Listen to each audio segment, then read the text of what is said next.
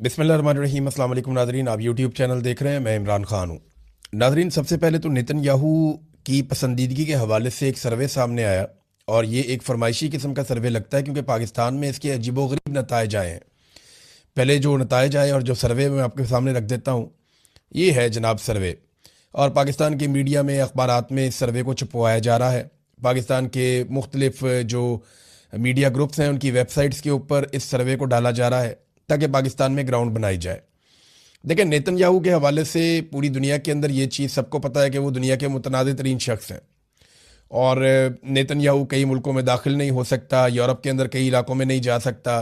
Netanyahu के ऊपर जंगी जराइम का मुकदमा है, नेतन्याहू के ऊपर अक़वाम मुत्तहिदा में मामलात हैं और इसीलिए अब एक और डोनाल्ड ट्रंप ने सिस्टम बनाया बोर्ड ऑफ पीस का, जिसको बोर्ड ऑफ नेतन भी बाज़ लोग कहते हैं और कोई लोग उसको गज़ा बोर्ड भी कहते हैं। तो ये जो बोर्ड बनाया, उस बोर्ड के अंदर नेतन्याहू को डाला गया ताकि आलमी रहनुमाओं के साथ बैठ के नेतन्याहू की जो तन्हाई है वो दूर हो जाए। अब जनाब, गैलप इंटरनेशनल के सर्वे के मुताबिक इसराइली वज़ीर आज़म को सबसे ज़्यादा नापसंद किया जाता है ईरान में, यानी 98% ईरानी शहरी नापसंद करते हैं नेतन्याहू को। इसके बाद बरतानिया में 52% बरतानिया के शहरी नेतन्याहू को नापसंद करते हैं। अमेरिका में 42% अफराद जो है वो नेतन्याहू को खुलकर नापसंदीदा कहते हैं। लेकिन आपको हैरत होगी कि पाकिस्तान में ये सर्वे कहता है कि सिर्फ 49% लोग इसराइली वज़ीर आज़म नेतन्याहू को नापसंदीदा शख्सियत करार देते हैं। ये क्या पाकिस्तान में फैलाया जा रहा मामला। इससे पहले भी एक हमास के रहनुमा होने का दावा किया गया एक शख्स के हवाले से जो बड़े लंबे अरसे से, लगभग 18 साल से तुर्की में है, और उस शख्स के हवाले से दावा किया गया कि वो हमास के बिहाफ पे बयान दे रहा है और अजीबोगरीब किस्म के बयान छाप दिए गए। फिर पाकिस्तान में एक और जाली सर्वे भी पिछले दिनों किया गया कि पाकिस्तान के बोर्ड ऑफ पीस में शमूलियत पर या फौज भेजने के मामलात पर पाकिस्तानी शहरी क्या कहते हैं। तो वहाँ यह दावा कर दिया गया पाकिस्तानी शहरी इसके हक में है। और अब एक दावा यह किया गया कि पाकिस्तानी शहरी जो है वो नेतन्याहू को नापसंद नहीं करते। आप या तो किसी को पसंद करते हैं या नापसंद करते हैं। तो अगर 49% लोग नापसंद करते हैं तो 51% लोग क्या करते हैं, यानी 51% लोग ऐसे हैं जो नेतन्याहू को नापसंद नहीं करते। तो नापसंद ना करने का मतलब यह है कि उसको पसंद करते हैं। तो क्या पाकिस्तानी वाकई है ऐसे? इस पे हमने एक सर्वे करवाया, हम रिजल्ट आपके सामने रख देंगे। लेकिन सिद्दीक जान साहब ने एक सर्वे करवाया सोशल मीडिया पे और तमाम तर कोशिशों के बावजूद 1.5% से ज़्यादा पाकिस्तानी ऐसे नहीं निकले जो नेतन्याहू को पसंद करते हो।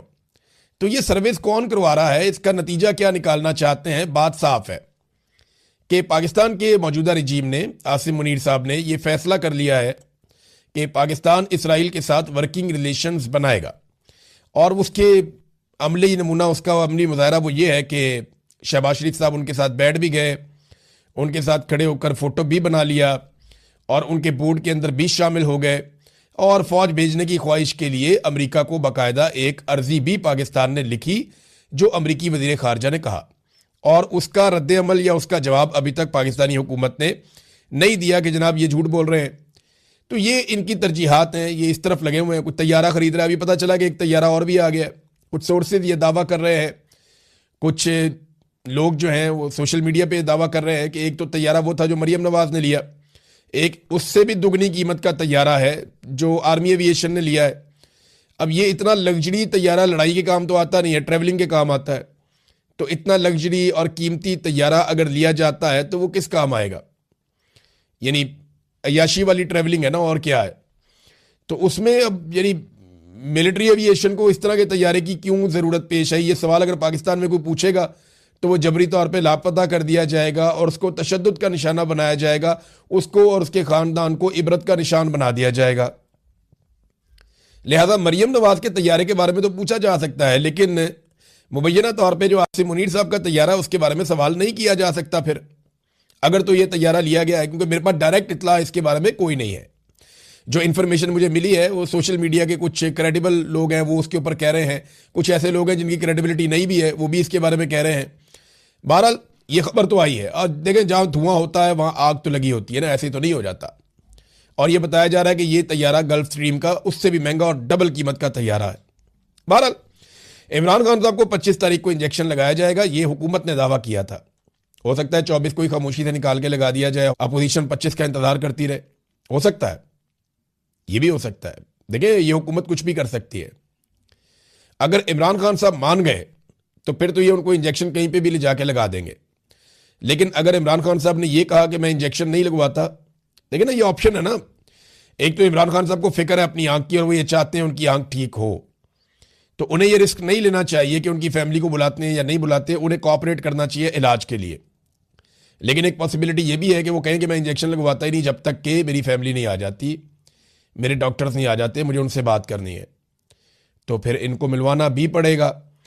तो ये एक अजीबोगरीब सूरत हाल है। बहरहाल कहाँ लेकर जाते हैं, किस तरह लेकर जाते हैं, किस तरीके से करते हैं, हम कुछ कह नहीं सकते।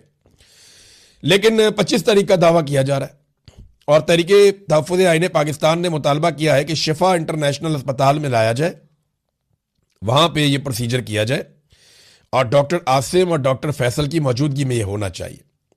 जबकि तहरीके इंसाफ और इमरान खान साहब की फैमिली का मुतालबा है कि इमरान खान साहब की बहनों को या फैमिली को भी वहां पे होना चाहिए। अब नाजरीन इस मामले में अयाज सादिक साहब की भी एंट्री हो गई है। अयाज सादिक साहब कहते हैं, ये स्पीकर हैं कौमी असम्बली के, कि मुल्क से मैं बाहर था जब डॉक्टर ने इमरान खान को देखना था, मुझे मोहसिन नकवी का फ़ोन आया, मैंने बैरिस्टर गौहर को पैगाम दिया कि मर्जी के डॉक्टर्स और फैमिली मेम्बर्स का नाम दे दें। मैंने कॉन्फ्रेंस कॉल में कहा कि गौहर साहब आप चले जाएं, ताखीर से हम मुआयना शुरू कर देंगे, आप आ जाएं। डॉक्टर कहेगा तो 1 महीने के लिए अस्पताल में शिफ्ट कर देंगे, अगर डॉक्टर नहीं मानेंगे तो फैसला कानून के मुताबिक होगा। अयाज सादिक साहब का इस सारे मामले में क्या लेना देना? देखिए अयाज सादिक साहब एक ऐसी शख्सियत है जिन्हें इस्तेमाल कर लिया जाता है राब्तों के लिए, मुज़ाकरात के लिए, बातचीत के लिए। ये उन लोगों में से एक है और एस्टेब्लिशमेंट जो है वो इनके साथ कंफर्टेबल रहती है। मोहसिन नकवी जैसे लोग भी इनके साथ कंफर्टेबल रहते हैं। लेकिन सवाल ये पैदा होता है कि इमरान खान साहब का तो इलाज करना है उनकी बीमारी का, और फैमिली का ये हक है और इमरान खान साहब का ये भी हक है कि उनके ज़ाती मुआलिजीन उस इलाज के बारे में ना सिर्फ सब कुछ जाने बल्कि वो उनके टेस्ट करवा के ये पता कर सके कि इमरान खान साहब के साथ एक्चुअली हुआ क्या। अब इन चीज़ों को छुपाया जा रहा है। अगर इमरान खान साहब एक दबाव बनाने में कामयाब हो जाते हैं और उनकी फैमिली उन्हें मिलती है, देखिए अब ये इमरान खान पे ही मुनहसर है। मिलिट्री एस्टेब्लिशमेंट को अगर कोई दबा सकता है तो बाहर से दबाने वाला काम तो तकरीबन आप समझ लें अभी बंद है। वो दबाव अंदर से ही आना है, वो इमरान खान साहब की फैमिली और इमरान खान साहब ही डाल सकते हैं। तो अगर वो मुलाकात करवाई जाती है तो उसमें इमरान खान साहब की जानिब से लाजमन कोई ना कोई स्टेटमेंट या कोई ना कोई हिकमत अमली या कोई ना कोई बयान बाहर आएगा। अब इसमें पहले से ही जो लोग मिल सकते हैं जैसे कि इमरान खान की बहनें, उन्हें डिस्क्रेडिट किया जा रहा है।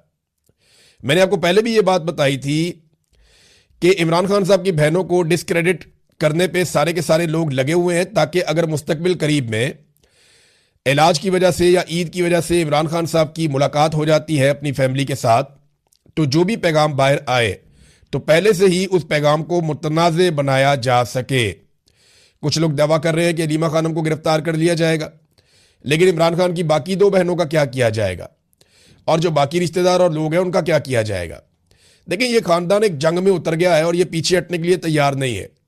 तो एस्टेब्लिशमेंट को ही इमरान खान से बात करनी पड़ेगी और कोई रास्ता निकालना पड़ेगा, वरना ये मामला तूल पकड़ता जाएगा और नुकसान पाकिस्तान का हो रहा है। देखें ना, अली अमीन गंडापुर और शेर अफजल मरवत, इन दोनों की हालत रेहाम खान जैसी हो गई है, जैसी हालत रेहाम खान साहिबा की तलाक के बाद हुई थी, जिन्होंने कीड़े निकालने के लिए किताब तक लिख दी थी। लेकिन देखें ना, बाद में तो पछतावा ही होता है। अगर रेहाम खान साहिबा इमरान खान साहब की अहलिया होती हैं और वो तलाक ना होती, जिसकी वजह से रेहाम खान साहिबा के अंदर इतनी नफरत पैदा हुई कि इमरान खान ने उन्हें छोड़ दिया कि उन्होंने बाद में एक किताब ही लिख दी, तो वो खातून अव्वल भी बन सकती थी। अब यही चीज़ शेर अफजल मरवत और अली अमीन गंडापुर के लिए भी है कि अगर इमरान खान साहब ने उनको हटा दिया तो वो तलाक याफ्ता रेहाम खान बनने की बजाय वो बेहतर परफॉर्म कर सकते थे और वो कुछ ऐसी कोशिश कर सकते थे जिससे हालात बेहतर हो। लेकिन इन्होंने नफरत फैलाई और लगातार नफरत फैलाते चले जा रहे हैं। दूसरी जानिब पाकिस्तान की हुकूमत के हालात ये हैं नादरीन के पाकिस्तान में लगातार गुर्बत बढ़ती चली जा रही है। इसका एक और डाटा है मेरे पास, वो डाटा ये बताता है कि सबसे ज़्यादा गुर्बत जो पाकिस्तान में बढ़ी है वो पंजाब के अंदर बढ़ी है। यानी 39% के साथ पंजाब गुर्बत में सबसे आगे निकल गया है। ये इजाफा हुआ है गुर्बत के अंदर, सबसे ज्यादा इजाफा पंजाब में हुआ है, जबकि सिंध दूसरे नंबर पे है और उसके बाद बाकी सूबे आते हैं। देखिए, ये तैमूर सलीम झगड़ा साहब जो है, ये भी इकोनॉमिस्ट हैं, पाकिस्तान तहरीक इंसाफ से इनका ताल्लुक है। इन्होंने एक डाटा दिया और डाटा देखें, ये तो हकायक की बुनियाद के ऊपर है ना।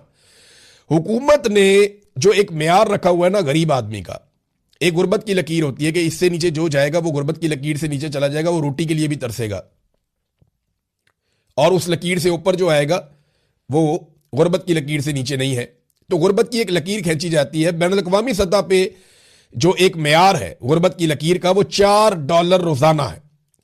यानी जो शख्स $4 रोजाना कमाता है उसे गुर्बत की लकीर से नीचे तस्लीम नहीं किया जाता। 5, 6, 7, $8 अगर आप कमाते हैं, हालांकि यहां पे तो यूके के अंदर अगर आप काम करते हैं तो 1 घंटे की इनकम आपकी $13, $14 इतनी इनकम है 1 घंटे की। और अमेरिका भी ऐसे ही है कि डॉलर्स के अंदर पैसे मिलते हैं फी घंटा काम करने के। लेकिन फिर वहां पे ऐसे गरीब नहीं हो सकते ना लोग। अब ये गुर्बत की लकीर से नीचे वो लोग हैं, आलमी सतह का जो म्यार है, जो $4 रोजाना से कम कमाते हैं, जबकि पाकिस्तान ने जो रखा हुआ है वो $1 रखा हुआ है। लेकिन हमने तो अपना म्यार ही दुनिया से तब्दील किया हुआ है ना। जो आलमी म्यार है वो $4 का है, पाकिस्तान ने $1 का रखा हुआ, और ये $1 के मुताबिक पाकिस्तानी गवर्नमेंट अदादोशुमार जारी करती है। और अगर आप आलमी मेयार के मुताबिक देखें तो पाकिस्तान का हर दूसरा शख्स गुर्बत की लकीर से नीचे जिंदगी गुजार रहा है, क्योंकि पाकिस्तान में ज्यादातर लोग ऐसे हैं जो रोजाना $4 नहीं कमा पाते। ये हालात हैं नाजरीन पाकिस्तान के, और जो उन्होंने किए। और इतनी गुर्बत वाले सूबे के अंदर जहां सबसे ज्यादा गुर्बत बड़ी है, उन्हें जहाज चाहिए इंजॉय करने के लिए, अय्याशी करने के लिए। और अब ढिठाई के साथ कह रहे हैं जनाब हमने ले लिया तो क्या हुआ।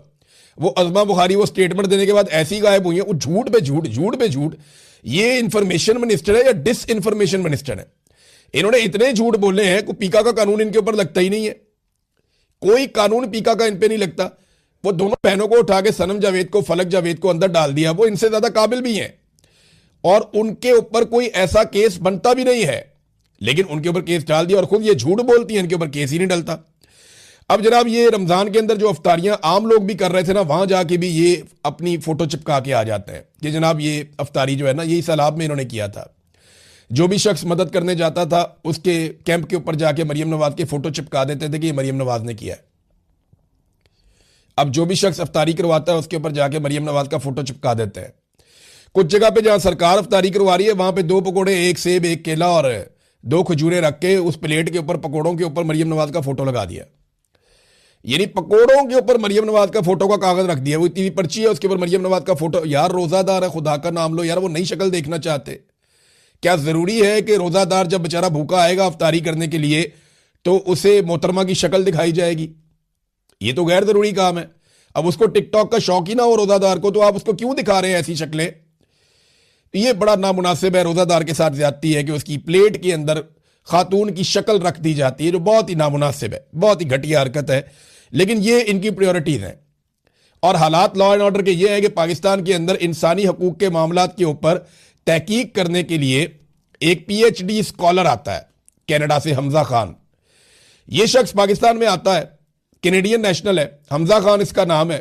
ये PhD कर रहा है कनाडा की एक बड़ी यूनिवर्सिटी से, और ये अपना थीसिस लिख रहा है इंसानी हकूक के मामलात में। अब ये शख्स जब पाकिस्तान आता है तो इसको अगवा कर लिया जाता है। मेरे ख्याल में इसका थीसिस सबसे बेहतर थीसिस होगा, क्योंकि इंसानी हकूक की पामालियों के मामलात के ऊपर यह काम कर रहा था, तो इसके अपने इंसानी हकूक पामाल हो गए। अब यह प्रैक्टिकली बता सकता है कि जबरी तौर पे गुमशुदगी क्या होती है।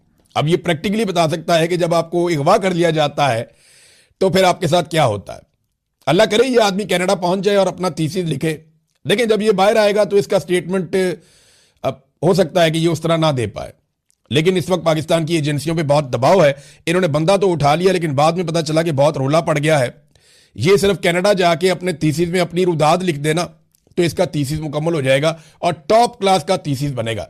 यानी पाकिस्तान में एक बंदा पता करने आता है या इंसानी हकूक के हालात क्या है, उस बंदे को अगवा कर लिया जाता है और अब वो बंदा जनाब जाके बताएगा कि इंसानी हकूक के हालात क्या है। ये तो बिल्कुल ऐसे ही है कि अक़वाम मुत्तहिदा का एक बंदा आ जाए या यूरोपीय यूनियन का एक वफद आ जाए और वो कहें हमने देखना पाकिस्तान में इंसानी हकूक, और उन्हीं के इंसानी हकूक मुअत्तल कर दिया जाए, फेंटी भी लगा दी जाए, अगवा भी कर दिया जाए, तो वो जाके क्या रिपोर्ट देंगे?